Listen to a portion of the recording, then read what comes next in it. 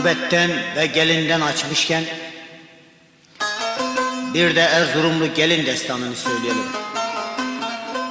Erzurumlu gelin deyince Anadolu'nun uçsuz bucaksız çölleri akla gelir. Ya yolu yok, ya pınarı yok, ya doktoru yok veya öğretmeni yoktur Anadolu'nun. Üstelik alnında bir ak yazısı da yoktur Anadolu'nun. O mücevher olan toprak yıllar yılı Anadolu'lu gelinlerle doludur.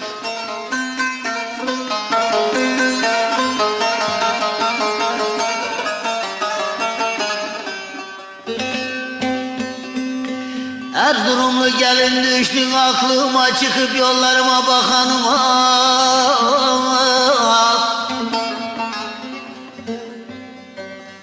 Gözü sürme bilmez elleri kıyma, üstünde şimşekler çakanıma.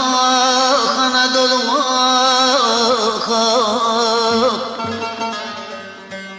ah bizim eller ah,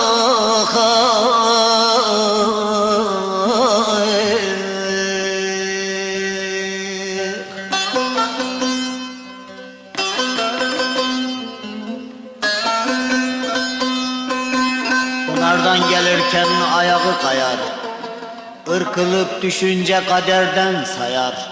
İplik düğüleyerek günleri sayar, direklere çivi çakanım ah.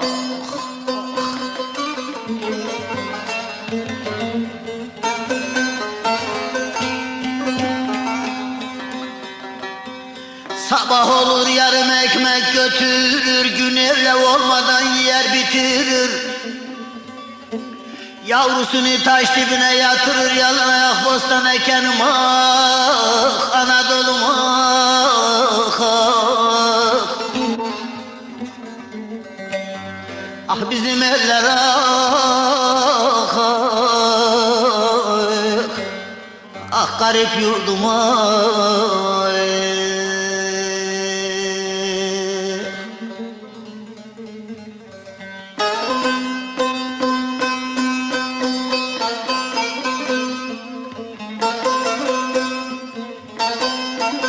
Yıkık havlusuna hasır sererek, körpe yavrusuna göğüs gererek, gündüzleri rüzgarlardan sorarak, gece yıldızlara bakanım ah.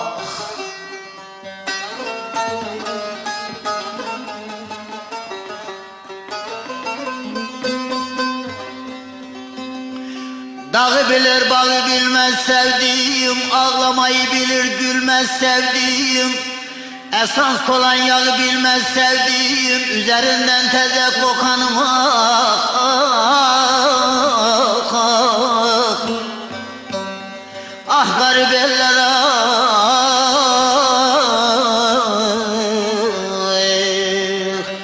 ah bizim eller ah, ah.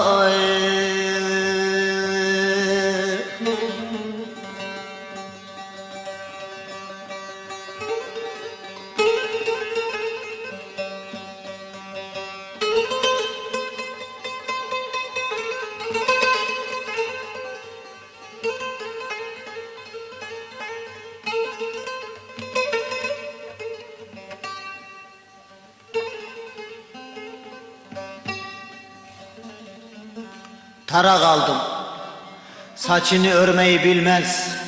Sürme aldım, göze sürmeyi bilmez. Çalar saat aldım, kurmayı bilmez. Horozun sesiyle kakanım ah, ah. Hele bu dert reyhanı yer bitirir. Ya bugün ya yarın alır götürür. Belki şimdi tandır yakmış oturur, dumanı bacadan çıkanım ah, ah garip eller ah,